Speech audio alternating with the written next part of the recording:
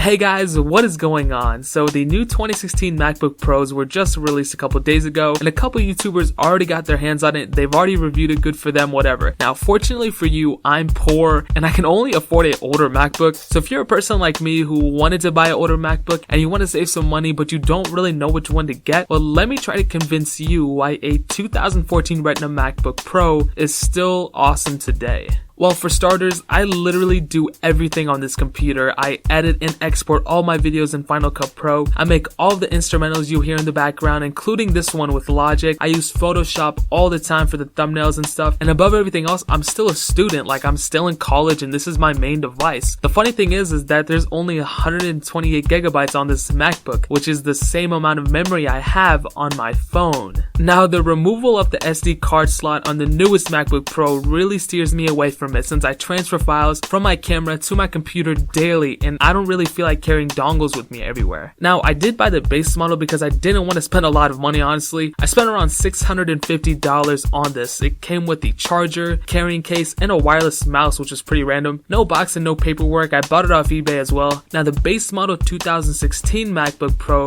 retails for $1,499. Now, of course, you're getting cool features and a better screen, but for my budget and the things that I do with my computer, I think I'm good. But if you do have an unlimited budget, I would definitely say to get the newer MacBook. It should theoretically last you longer. It does have a smaller battery and less ports, but it's all subjective whether you need them or not. Oh, and one thing to note first, I'm not a gamer. Another reason why I bought the base model, for the tasks that I use, I really don't need a lot of power, but this MacBook is super fast. It's rarely ever stuttered, and the times that it does are usually in Safari loading up YouTube or some other kind of random websites. It might just be a glitch in Safari itself, which is kind of weird. Now, the screen on this computer is a Retina, and oh my god, it is so nice looking. Like, why don't all laptops have Retina screens? And interesting fact, there's no difference on the screen resolution between the 2014 or the 2015 Retinas. In fact, the 2012 and 2013 Retinas both have the same resolution to the 2014 and 2015 Retinas as well. So if you're a light user and you don't really need a lot of power, you can even go for the 2012 Retina and save yourself even more money. But apparently the newest MacBook has an even greater screen than all those other MacBooks, but I don't feel like the screen on my MacBook on the 2014 one is too far off from it. Like, it looks very sharp to me. I love the screen on it, so I really see no reason to upgrade just because of that. My MacBook also has 8 gigabytes of RAM. Now, they do make other models with more RAM, but of course that's going to cost you more money. It's also running at 2.6 gigahertz. It has a dual core processor. It also turbo boosts up to 3.1 gigahertz. It has an Intel Core i5 processor as well. Now, compare that to the 2016 model specs that I have posted on the screen, and you can see how my 2014 MacBook isn't too far off from the newest one. Of course, it should be a little bit slower, but nothing that you can really notice. Now, like I said, it's only 128 gigabytes, but I also have a 2 terabyte external hard drive where I back up all my files on constantly. I've never really run into a problem where I've run out of memory yet, but sometimes it does become tedious when I'm done editing a video or something, and I have to whip out my external hard drive and back up my video files so I can delete like the 5 gigabytes worth of footage I have on my MacBook to free up space. So if that doesn't really sound interesting to you, you might want to go to the 256 or even 512 gigabyte, whatever that next one is. The overall size and weight is pretty compact as well. Now, apparently the newest MacBook is smaller than this MacBook, but I really don't want it to be much smaller than this. You know, it has a good heft to it, but it isn't really too heavy. It has a smaller footprint than my sister's MacBook Air, but I feel like the added thickness the Retina brings is so worth it. Now, after the 2 years, this keyboard has still held up pretty well. They are a little bit glossy because I type so many stupid papers for my classes, but none of them are falling apart and they are still super tactile and clicky. The trackpad is also fine. I do kind of feel like the top of the trackpad kind of caved in, but it might just be me overthinking things. The trackpad on this model is not a force touch trackpad as well, so keep that in mind. It doesn't really bother me.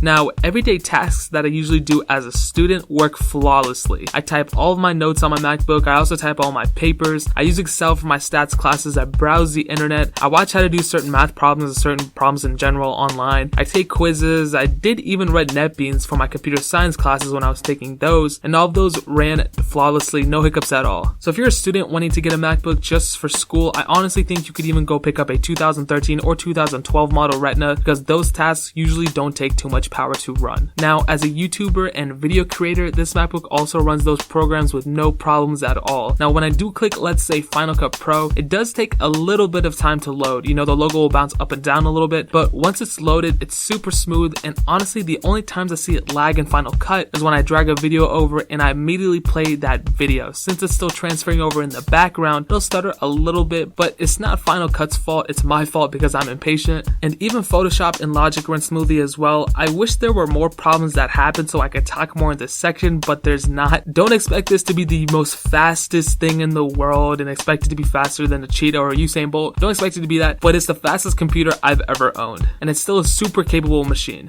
Now, battery life is amazing as well. I came from a Windows computer that would literally last like 50 minutes unplugged. This computer can last me a full school day from like 10 a.m. to 9:30 p.m.